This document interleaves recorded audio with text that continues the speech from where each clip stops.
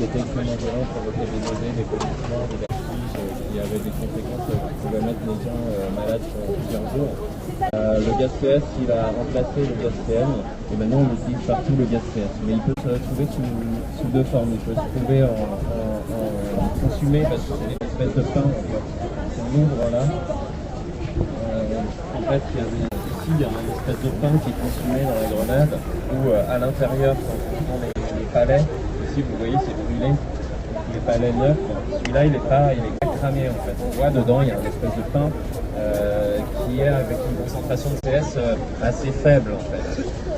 Alors que dans la grenade de désencerclement, il y a une grenade de désencerclement, ça c'est une hypothèse en fait, sur ce qui s'est passé à Nation et ce qui s'est passé à République Mondiale. C'est-à-dire que des compromis aussi à République, plusieurs personnes compromis, c'était extrêmement violent, très agressif. Moi je l'ai perçu aussi, moi j'étais plus en arrière, j'étais vraiment au moins à 50 mètres derrière. Et effectivement c'était extrêmement agressif et à Nation aussi c'était extrêmement agressif. Et en fait c'est de la poudre CS, c'est vraiment là c'est un poudre, c'est ce qu'on appelle pulvérulent. Et là c'est concentré à 20% en fait. Et là c'est vraiment du CS pur et c'est cancérigène au passage d'ailleurs. Donc si on le respire vraiment bien plein pot, ça peut provoquer des lésions pulmonaires aussi. C'est vachement agressif comme truc. Donc, nous on pense que c'est celles qui sont... ça c'est les désencerclements simples, donc on voit les plots dans tous les sens. Et il y a ce qu'on appelle la DMPL, qui n'est pas connue trop, mais qui a la même gueule, et qui elle contient le gaz CS en poudre en fait. Qui est probablement responsable de ce qui s'est passé à Nation et à République. Juste une petite question sur la protection. On a parlé du coca pour les gaz pour nettoyer le visage et sur les bombes de décontamination trouvées en surplus militaire ou armurerie. Est-ce qu'on a le droit d'en posséder en manifestation ou c'est considéré aussi comme quelque chose d'illégal? Le décontaminant, on peut en avoir, mais la question c'est plus de se faire confisquer ou d'être retenu pour une raison X ou Y par les flics qui le trouvent sur nous. Mais on peut avoir une petite bonbonne de décontaminant. Et le décontaminant par contre coûte relativement cher et pas facile à se procurer, mais il est extrêmement efficace. C'est vrai que j'en ai pas parlé parce qu'il est quand même marginal, c'est pas si facile d'en avoir, mais c'est 1000 fois plus efficace que tout ce qu'on peut utiliser comme ça. C'est ce qui évite les flics quand ils sont gazés, eux ils font. Et puis ça soulage instantanément en fait, c'est vachement efficace. Et on n'a jamais trop su ce qu'il y avait dedans, mais si quelqu'un a la recette, on est preneur.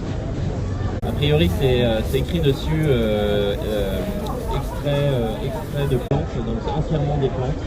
Donc c'est assez intéressant si on fait comme ça, on peut bien fabriquer massivement.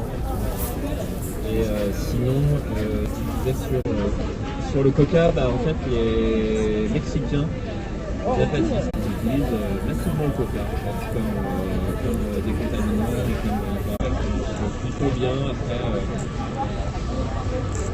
ça reste quand même très, il y a quand même ça reste déjà c'est très collant. Après les vêtements, et après, je pense que ça se voit avec le malox. Il n'y a pas un qui vaut mieux que l'autre. C'est plus dégueulasse.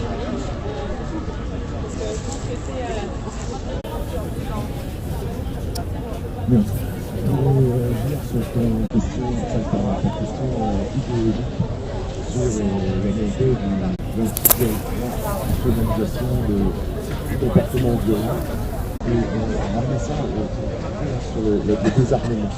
Et je voulais faire une citer ici pour une association qui est assez ancienne, une organisation qui s'appelle Arms Control anglaise, et qui se donne pour objectif un peu symbolique de comptabiliser toutes les armes de poing en circulation sur cette planète.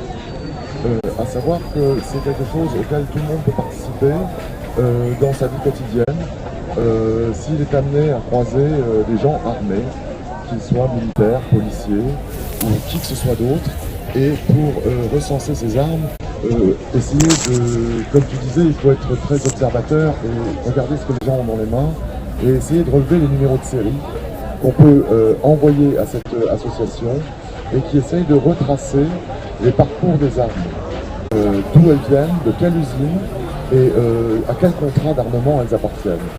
Et que, parce que la question qui se pose, c'est que ces armes sortent d'usines qui emploient des ouvriers. Donc c'est plus qu'idéologique, c'est économique. Et qu'une fois que tous nos policiers, tous nos militaires et tous nos ports d'armes officiels sont pourvus, les usines continuent de tourner. Alors il y a un moment où, que font-ils de ces armes? Et que beaucoup des armes qui sont fabriquées par nos usines... J'évite volontairement de montrer les visages sur ce périscope-là. Et qu'il y a des armes par des biais divers et variés, et très bon film avec Michael Scott, qui sont un peu de celui-là. Le trafic d'armes est un truc hallucinant et qui commence par l'arme que le policier tient dans sa main. Et ce truc-là s'appelle Arms Control, donc si vous voyagez, si vous êtes amené à croiser des gens armés, ce que je ne souhaite pas. Sur les armes de maintien de l'ordre. Ça change le cours d'une vie, quoi. Arms Control, et renseignez-vous, c'est juste par un petit réflexe qu'il faudrait que les gens aient, pour ne serait-ce que recenser les armes en circulation sur cette planète. Et il y a une question économique qui se pose, qui est idéologique, évidemment. Salut! Ouais, j'en profite pour dire un truc qu'on a mis dans la brochure qui n'était pas dans la version précédente, c'est les fabricants d'armes et les institutions françaises qui les valident en fait.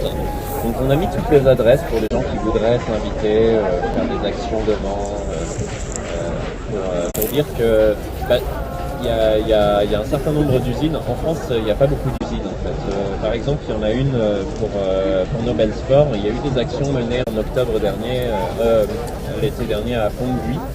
Et l'usine de Pont-de-Buis, c'est une ancienne usine qui produisait les poudres pour les canons, pour l'armée, tout ça depuis longtemps. Et elle s'est recyclée donc, dans les grenades, dans les grenades qu'on utilise couramment dans le maintien de l'ordre. Et économiquement, dans le coin, concrètement, elle emploie l'essentiel de la population locale en fait.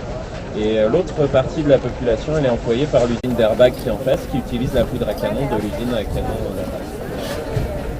Donc c'est vrai que c'est intéressant de voir les filières aussi, les armements.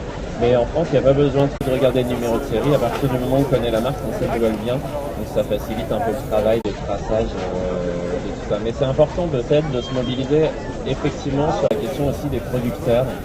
Parce que c'est pas évident d'affronter la question des armements sur le point de vue de juste, vis-à-vis du policier, c'est aussi ceux qui les produisent et qui produisent beaucoup d'armes de maintien de l'ordre dans le monde. Et notamment, il y a un épisode intéressant des révolutions arabes qui est peut-être sorti des mémoires. Mais au moment où il y avait l'histoire de la révolution en Tunisie, il était dit, il y a un avion qui a été intercepté, enfin qui n'a pas décollé de France, mais qui devait livrer des armes de maintien de l'ordre à la Tunisie pour faire le maintien de l'ordre contre la révolution arabe en Tunisie. Et concrètement, la France fournit beaucoup des maintiens de l'ordre des armes, mais aussi elle fournit beaucoup des savoir-faire et des instructions en termes de maintien de l'ordre. Elle se pose vraiment comme un pays modèle dans ce domaine-là, comme un des pays pilotes. Et voilà, Alliot-Marie, exactement. Et ça, la France fait vraiment valoir le savoir-faire à la française, comme a dit Alliot-Marie. Et ouais. Et il y a régulièrement des rencontres aussi internationales entre, par exemple, là récemment, avant la COP21, il y avait eu une rencontre d'une quinzaine des officiers d'une quinzaine de pays en Europe qui se rencontrent sur partager les connaissances en maintien de l'ordre avec des simulations à grandeur nature avec 150 policiers en maintien de l'ordre pour partager les bonnes pratiques en fait. Si quelqu'un voulait encore poser des questions.